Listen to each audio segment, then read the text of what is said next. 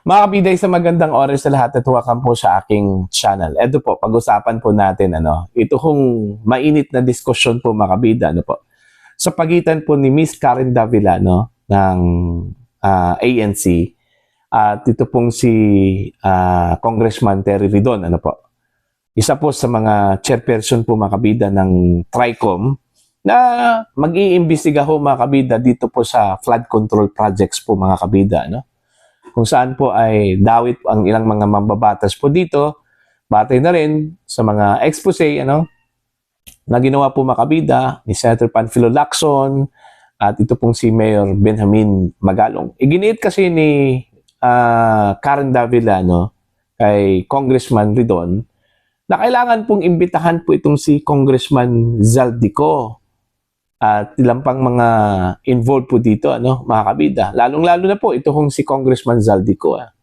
Matagal po nilinaw po mga kabida sa pahayag po ni Terry doon, hanggat umabot sa point mga kabida na iginiit ni Miss Karen Davila, bakit hindi nyo imbitahin ito kung si Congressman Zaldico? Siya naman po yung subject po dito, mga kabida. Okay, medyo meron po silang heated argument po, mga kabida, doon po sa interview po ni Miss Karen Davila kay Congressman Ridon, mga kabida. Ito, pakinggan muna natin and then pagkatapos niyan ay magre-react po tayo. Narito po.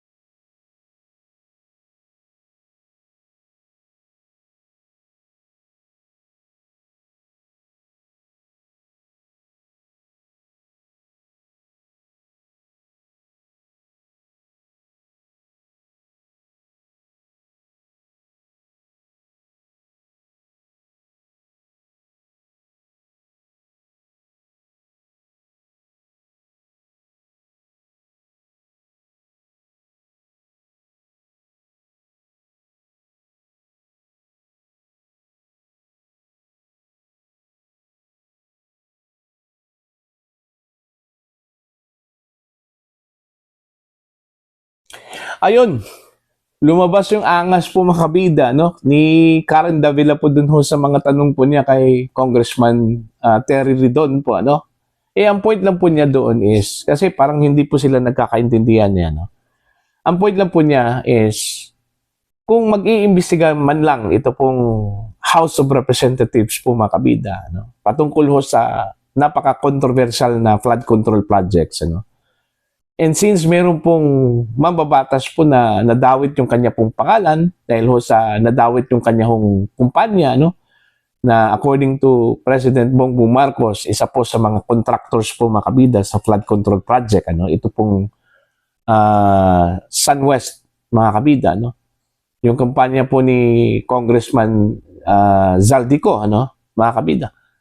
Bakit hindi po tawagin po itong si Congressman Zaldico sa pagdinig po ng TRICOM para po malaman at ma-explain po ni Congressman Zaldico yung kanya pong role dun po sa kumpanyang iyon, ano, mga kabida.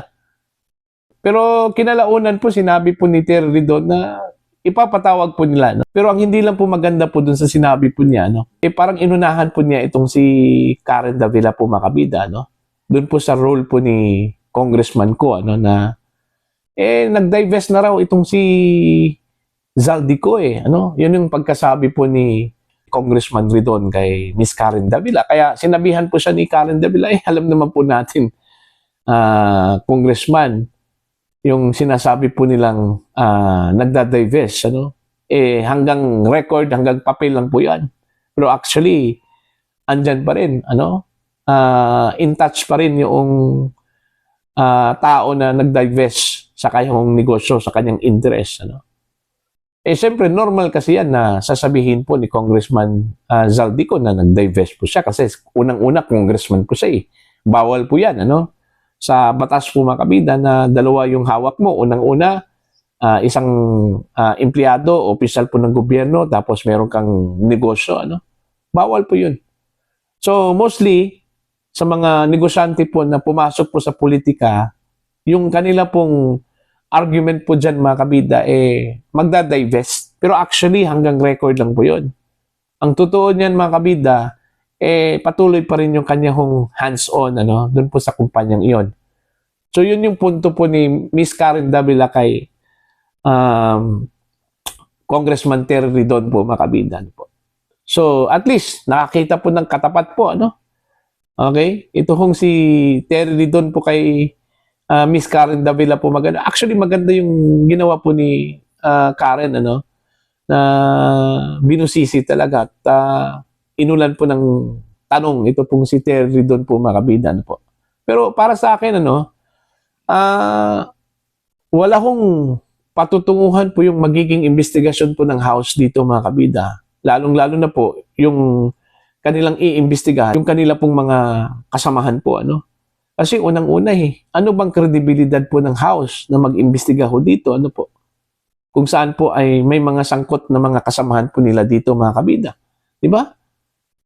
Even the majority floor leader, Congressman Sandro Marcos, ay parang may reservation ho dito sa pag-iimbestiga po ng Kamara de Representantes, ano?